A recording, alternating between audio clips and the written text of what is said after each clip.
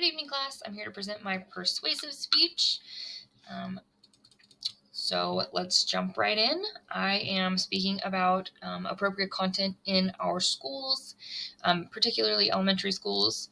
So as we know, books have a lot of power. They have a lot of power over adults when we read. We're very influenced by the books that we read. But over kids, they have even more power over children. That's because their minds are still growing and they're so impressionable. They're learning from us as adults. And when adults decide to put things in their hands to read or put it in a library for them to grab to read, it makes a big impression. So we need to recognize the importance of establishing clear qualifications for banning or not banning books in elementary schools.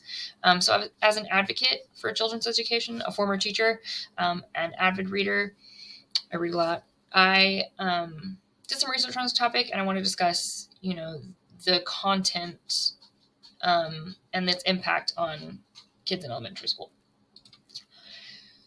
So the impact of inappropriate content on young minds is astounding. It can leave a huge traumatic impression or really good impression on kids. So according to the National Education Association's 2019 article, The Power of Literature, How Books Can Affect Children's Minds, children are not emotionally equipped to handle mature themes. And by mature themes, I mean graphic violence, explicit language, and sexual content. Those have long-lasting effects on their development. They can have traumatic effects on their lives. So what we really need are well-defined qualifications. The problems that we're really facing right now in schools with banning and not banning books is that there are no clear qualifications. A lot of the qualifications are left up to subjective judgment based on people's feelings. And that can really limit access to valuable educational resources or representing equality in our schools. We need to establish specific criteria for age-appropriate content that will ensure consistency and transparency throughout the book selection process. So what's the solution? Obviously, there's no one-fits-all solution, but I think we can all agree that we need to focus on diversity and student experiences, implement a new system, and involve parents and communicate with them. So instead of banning books, we really need to focus on providing a wide range of reading materials that reflect on the diverse student experience.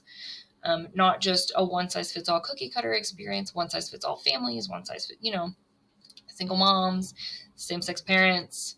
These are all things that kids want to see when they're reading books because it's like their homes. We want children to be able to see themselves reflected in their books. We need to implement some kind of rating system. We definitely need parental involvement and clear communication channels for parents and guardians to make informed decisions about their kids' reading choices. What's really in those books. So we've kind of talked about the impact of inappropriate content on young minds and what we need to do to fix it.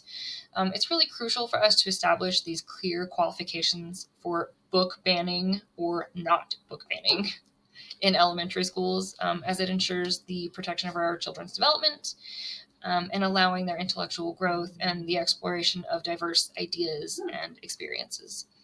So what we really need to do is work together. We have to work together for our children, our community, our future. If we don't work together to encourage critical thinking, empathy, and respect, it's just not going to happen. We have to start now. So as responsible adults, we hold the key to shaping the future through the books we choose for our young readers. So let's make sure that it happens.